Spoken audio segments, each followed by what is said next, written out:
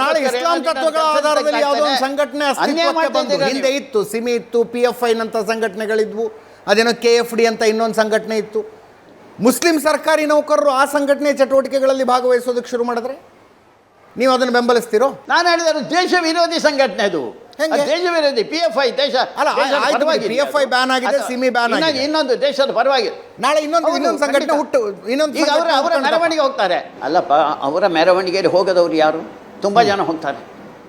ಈಗ ಮೊನ್ನೆ ಮೀರಾಜ್ ನಬಿ ಮೆರವಣಿಗೆಯಲ್ಲಿ ಹೋಗಲಿಲ್ಲ, ಸರ್ಕಾರಿ ನೌಕರರು ಹೋಗಿರ್ಬೋದು, ನಮಗೇನು ಪರಿಚಯ ಸಿಗೋಲ್ಲ, ಅದು ಬೇರೆ ವಿಷಯ. ಹೋಗಿರ್ಬೋದಲ್ಲ, ಅವರ ಧರ್ಮದ ಮೆರವಣಿಗೆ ಅಂತ ಹೇಳ್ತಾರೆ, ಹೋಗ್ತಾರೆ, ಹೋಗಲಿ, ನಮಗೇನು ಆಕ್ಷೇಪ ಅದರಲ್ಲಿ.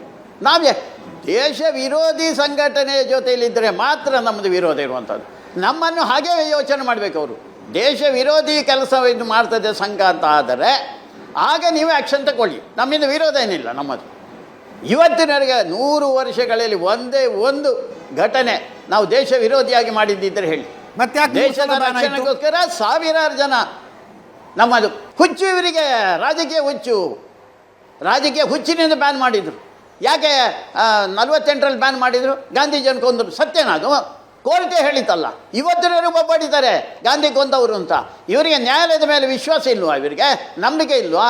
ನ್ಯಾಯಾಲಯ ಹೇಳಿದಲ್ಲ ಅವರ ಪಾತ್ರ ಏನಿಲ್ಲ, ಸಂಘದ ಯಾವುದೇ ಪಾತ್ರ ಇಲ್ಲ ಅಂತ. ಆಮೇಲೆ ಯಾಕೆ ಮಾತಾಡ್ತೀರ ನೀವು? ತುರ್ತು ಪರಿಸ್ಥಿತಿ ಆಯ್ತಲ್ಲ, ತುರ್ತು ಪರಿಸ್ಥಿತಿ ಯಾಕೆ ಬ್ಯಾನ್ ಮಾಡಿದರು?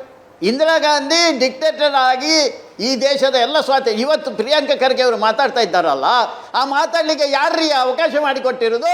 ರಾಷ್ಟ್ರೀಯ ಸ್ವಯಂ ಸೇವಕ ಸಂಘ. ನಾನು ಮಾತ್ರ ಅಂತ ಹೇಳ್ತಾ ಇಲ್ಲ, ಬೇರೆಯವರು ಇದ್ದಾರೆ. ರಾಷ್ಟ್ರೀಯ ಸ್ವಯಂ ಸೇವಕ ಸಂಘದ ದೊಡ್ಡ ಪಾಲಿತ್ತು. 1,000 ಜನರ ಬಲಿದಾನ ಆಗಿದೆ ಆ ಸಂಸ್ಥೆಯಲ್ಲಿ, ಹೋರಾಟ ಮಾಡಿದ್ದೇವೆ ನಾವು. ಅದರಿಂದ ಇವತ್ತು ಇವರಿಗೂ ಕೂಡ ಏನು ಬೇಕಾದ್ರೂ ಮಾತಾಡ್ಬೋದು ಅಂತ ಅನಿಸ್ಬಿಡುತ್ತೆ ಇವರಿಗೆ, ಅಥವಾ ಇನ್ನು ಉಳಿದಂಥವರಿಗೆ. ನಮ್ಮ ಮೇಲೆ ಬ್ಯಾನ್ ಆದದ್ದು ಅದಕ್ಕೋಸ್ಕರ. ಯಾಕೆಂದರೆ ಇಂದಿರಾ ಗಾಂಧಿ ನೀವು ಒಪ್ಕೊಳ್ಬೇಕು, ಇಂಡಿಯಾ ಈಸ್ ಇಂದಿರಾ ಅಂತ ಒಪ್ಕೊಳ್ಬೇಕು ಅಂತ ಅವರು ಹೇಳ್ತಾ ಇರುವಂಥದ್ದು. ನಾವು ಅದಕ್ಕೆ ವಿರೋಧ ಮಾಡಿದ್ದು.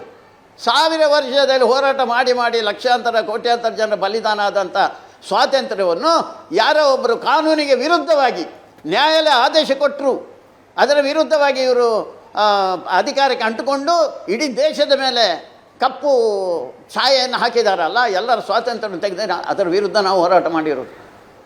ನಮ್ಮ ನೇತೃತ್ವದಲ್ಲಿ ಹೋರಾಟ ಮಸೀದಿ ಧ್ವಂಸ ಆದಾಗ ಇಡೀ ಸಮಾಜ ಅದರ ವಿರುದ್ಧ. ರಾಮ ಜನ್ಮಭೂಮಿ ಹೋರಾಟ RSS ಪ್ರಣೀತ ಹೋರಾಟವೇ ಆಗಿತ್ತು. ಹೋರಾಟ ಆಗಿತ್ತು. ಏನಾಯ್ತು ಅದರಲ್ಲಿ? ರಾಮ ಜನ್ಮಭೂಮಿ ಹೋರಾಟ ಅಲ್ಲ, ಬಾಬರಿ ಮಸೀದಿ ರಾಮ ಈ ದೇಶದ RSS ಬ್ಯಾನ್ ಆಯಿತು. ಅವನು ಹೀಗೆ ಮಾಡ್ತಾ ಇರ್ತಾರೆ. ಅವರು ಮಾಡಿದ್ದು ಅಂತ ಒಂದು ಬ್ಯಾನ್ ಮಾಡ್ತಾರೆ. ಅದು ಬಿಡಿ, ಅದು ಲೆಕ್ಕಕ್ಕೆ ಬರಲಿಲ್ಲ. 6 ತಿಂಗಳು ಬ್ಯಾನ್ ಅಂತ ಇತ್ತು, ಅದು ಯಾವ ಲೆಕ್ಕಕ್ಕೂ ಬರಲಿಲ್ಲ, ಅದು ಬೇರೆ ವಿಷಯ.